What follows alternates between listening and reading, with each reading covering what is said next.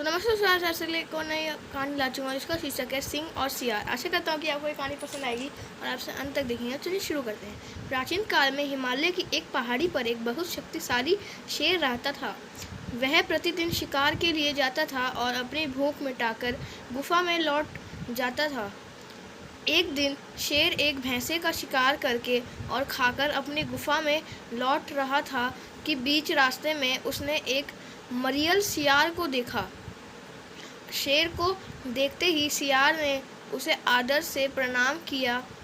शेर ने सियार से ऐसा व्यवहार करने का कारण पूछा तो उसने कहा, राजन, मैं आपका सेवक बनकर आपकी सेवा करना चाहता हूँ। आप मुझे अपनी शरण में ले लीजिए और मैं आपके द्वारा छोड़ गए शिकार से अपनी गुजर बसर कर लूँगा। शेर ने सियार की चिकनी चपड़ी बात मान ली और उसे मित्रवत तरीके से अपनी शरण में ले लिया। कुछ ही दिनों में शेर द्वारा छोड़े गए शिकार को खाकर सियार हष्टपुष्ट और ताकतवर हो गया। प्रतिदिन सिंह और पराक्रम देखकर सियार भी अपने आप को सिंह समझने लगा। उसने अभिमान में आकर एक दिन सिंह से कहा, अरे सिंह, मैं भी अब तुम्हारी तरह शक्तिशाली हो गया हूँ। आज मैं भी एक हाथी का शिकार करूँगा और उसे खाकर उसका शेर मांस तुम्हारे लिए छोड़ दूँगा।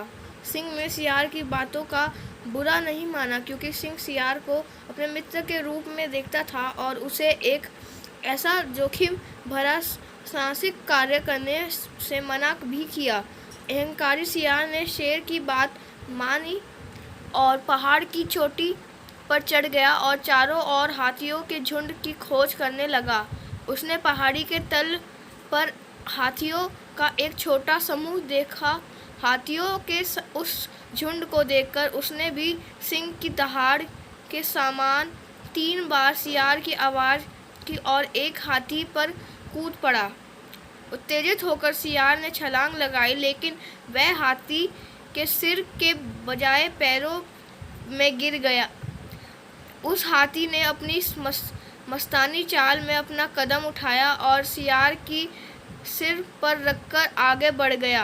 बेचारे सियार का सिर पल भर में चूर चूर हो गया और उसके प्राण निकल गए। पहाड़ की चोटी से सियार की सारी हरकतें देखकर शेर ने फिर यह गाथा कही, जो मूर्ख और अभिमानी होते हैं उनकी ऐसी भी गति होती है। कहानी का भाव, घमंड और मूर्खता साथ साथ चलते हैं, इसलिए जीवन में कभी भी घमंड ना करें। तो दोस्तों, आपको ये कहानी कैसी लगी? अगर अच्छी लगी तो मेरी वीडियो को लाइक, सब्सक्राइब, शेयर और कमेंट जरूर कीजिएगा। जब मैं जल्दी एक नई वीडियो के साथ आऊँगा, जब तक के लिए धन्यवाद।